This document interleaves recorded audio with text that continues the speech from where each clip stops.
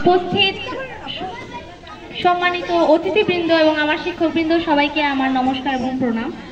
আজকে আমি সরস্বতী পূজা উপলক্ষে একটি সরস্বতী বন্দনা পাঠ করছি। সরস্বতী বন্দনা।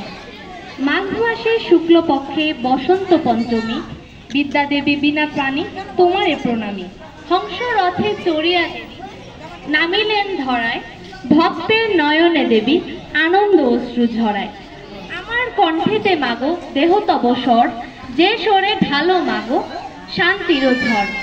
আমার প্রাণে ফুটুক দেবীর চরণ কমল, লিখিতে পারি মা যেন কবিতা সকল। কবি আমি গেয়ে যাই দেবীর বন্দনা, শ্বেত বিনা ধরা দেবী শ্বেত আভরণা।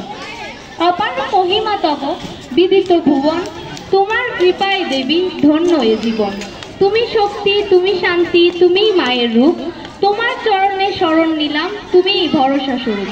বিশ্ব চরাচর সবে করিয়াছে আহ্বান, তুমি বিদ্যা দায়িনী মা, বিদ্যা করো দান।